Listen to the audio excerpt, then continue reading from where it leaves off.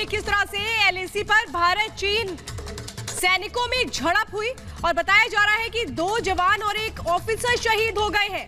अब सवाल ये उठता है कि जब भारत और चीन के बीच बातचीत चल रही थी तो आखिर इस तरह से जो हरकत सामने आई है इसका क्या मतलब है? 2 जवान और 1 ऑफिसर का शहीद होना बहुत बड़ी खबर। इस वक्त एलएसी पर भारत चीन सेना में झड़प।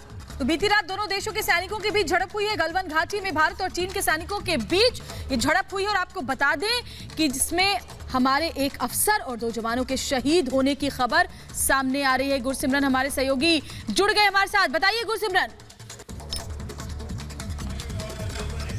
जी बता दें कि भारतीय सेना की तरफ से जो एक स्टेटमेंट जारी किया गया उसमें ये बताया गया कि जिस तरह गलवान घाटी में लगातार डीएस्केलेशन के लिए बातचीत जारी थी, उस बीच कल देर शाम एक वायलेंट झड़पें हुई हैं भारतीय सेना और पीपल्स लिबरेशन आर्मी जो कि चीनी सेना है उसके बीच, और उसमें भारतीय सेना के 2 जवान और 1 अफसर जो है जो लेफ्टिनेंट कर्नल रैंक का वो शहीद हुआ है। ये जो इंफॉर्मेशन है ये अभी तक आ रही है और बेहद ही अनफॉर्चुनेट है क्योंकि लगातार भारत की तरफ से ये कहा गया था कि चीन भी यही चाहता है कि बातचीत से इस मसले का हल हो। आप बने रहिए हमारे साथ हमारे पॉलिटिकल एडिटर ऐश्वर्य कपूर भी जुड़ चुके हैं। ऐश्वर्य, जब दोनों देशों के बीच बातचीत चल रही थी तो इस बीच इस तरीके से चीन की ये हरकत सामने आई है, क्या मतलब समझा जाए इसका?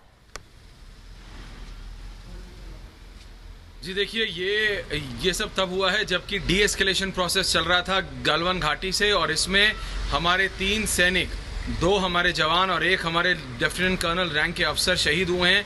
ये एक बहुत बड़ी खबर है। इसी के साथ साथ ये एक डिस्टर्बिंग एलिमेंट भी है, लेकिन साथ ही इंडियन आर्मी ने ऑफिशियली कहा है कि इस समय दोनों तरफ के जो सीनियर अफसर हैं वो इस समय बैठक कर रहे हैं ताकि सिचुएशन को यहीं पर सॉर्ट आउट किया जा सके। लेकिन हिंदुस्तान ने इसका ब्रंट झेला है। हमारे 3 जवान, 3 हमारे जाबाज सिपाही इसमें शहीद हो गए हैं, 1 लेफ्टिनेंट कर्नल रैंक के हैं, और ये बताता है कि कितनी टेंस है सिचुएशन। चाइना बॉर्डर पे पीएलए के साथ गलवान घाटी में, लद्दाख एरिया में कितनी ज़्यादा सिचुएशन सेंसिटिव है कि डी एस्केलेशन के दौरान ये हुआ है।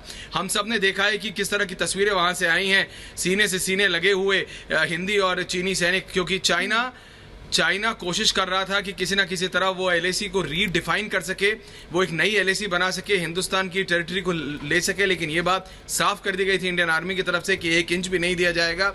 इसी के चलते कल जब डी एस्केलेशन हो रहा था तब ये इंसिडेंट हुआ है। हमें ये बताया जा रहा है कि इसके बारे में और डिटेल्स कि अभी एग्जैक्टली क्या हुआ था वो तक इंडियन आर्मी, क्योंकि हम सिर्फ इस समय सूत्रों के हिसाब से नहीं, सिर्फ ऑफिशियल कॉन्फर्मेशन, क्योंकि ये बहुत ही सेंसिटिव इन्फॉर्मेशन है श्वेता, तो सिर्फ कंफर्म्ड इन्फॉर्मेशन और ये स्टेटमेंट इंडियन आर्मी की है